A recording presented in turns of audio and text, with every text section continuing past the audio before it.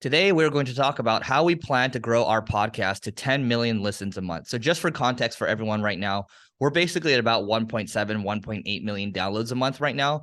And on YouTube, we are getting, last month, we're at about like 50,000 views or so. And so we want to talk about overall views. How do we compound this? Because we have a friend's podcast. They get, I believe, 1.5 to 2 million downloads a month, but on YouTube, they get 2 to 3 million views a month. So combined, it's 5 million views a month. So I want to tell you how we plan on getting there. And hopefully we could come back to this episode in the future and say, hey, like these parts of the plan actually worked and we were completely wrong on these things. I'll start it off first and I'll kick it over to Neil. The first thing that we plan to do in terms of getting this to, let's say, 10 million listens a month is leveraging short form content. And so that means shorts, that means TikToks, that means reels. And Neil and I, we have a lot of sound bites, right? So on let's say this episode, there might be 2 or 3 sound bites that can be chopped up for, 30 seconds or a minute or so. And then we throw them up. There's good discoverability on these platforms. Shorts is particularly interesting because when you throw up shorts on YouTube, then that leads to discoverability for your longer form videos. And they're planning to do a lot more actually in 2023. And this episode's being released in 2023. We find that particularly exciting, which is why we're spending a little more on editors to help us get there.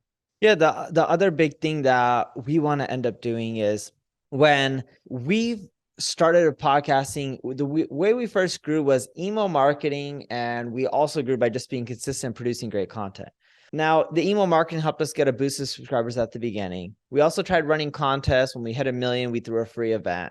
But what's actually helped us grow the fastest, and this is just going to be the main tip I give, because we've tried so many things, but this has worked better than anything else, was impression trades. We go to other podcasts that are super popular. It doesn't matter how many listens they have and how many listens we have.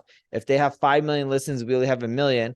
We'll give them 1 million impressions of ads, free ads to promote their podcast. And even if they have 5 or 10 million impressions, they'll carve out 1 million on their end and give us impressions on their podcast, telling their subscribers to subscribe to our podcast. That alone really started boosting our numbers, and we just got to do that in mass scale and just do crazy trades and continue to do this each and every single month. And I bet you within 2 years, it'll get us to over 10 million a month if we just did that.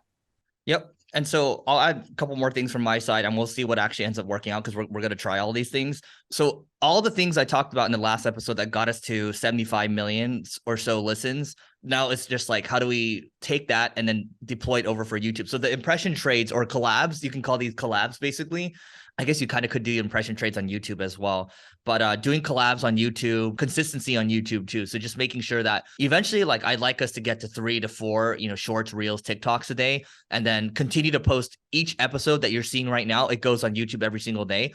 And, people always might be saying, oh, like, the watch time is short. And that's probably true. Like some of these episodes are like, 4 or 5 minutes. Some of them are even 3 minutes or so. So we might even try experimenting with combining a lot of stuff together, where sometimes we'll combine a lot of episodes where we talk about SEO, content marketing, paid media, influencer, whatever it is exactly, and then try to make like a masterclass, where it's a longer form video, and then collabing with influencers on YouTube as well. So let's say, Neil and I were both in Vegas, and then let's have, the 𝗔𝗕𝗢𝗪𝗧s come on again, and we'll do like an interview at Neil's new office, right? Or, Neil comes over to LA and, we get some influential YouTubers on, let's say like Logan or Jake Paul, right? And we just talk about marketing. We just nerd out on business. Those videos guaranteed will do really well, not only on YouTube, but it'll do really well on like the other short forms. And also it'll do well on podcasts too. So I think we're going to be able to open up a lot more by attacking video more. And that's going to be really exciting because I think, we've got the volume to do so. And here's the other thing. When you do collabs with someone, like, this podcast itself, let's just look at this as a property. We might only have 50,000 views a month on YouTube, but the fact of the matter is we have 1.7, 1.8 million views on the podcast, right? So there can be a quid pro quo where you find someone that's getting that amount of views on YouTube and you can do a collab that way. That way it's a little equal, right? So make sure that when you're collabing with someone, you're at equal level, at minimum, or maybe they can be a few steps above you. That's how you can make it work. Otherwise, they're going to be like, why should I collab with you? Anything else, Neil? Nope. Oh, last thing is you can always join a network too that already has tons of podcasts.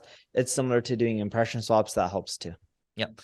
All right. That is it for today. Please don't forget to rate, review, subscribe. Let us know what you think we missed in the comments, and also subscribe to us on YouTube as well. See ya.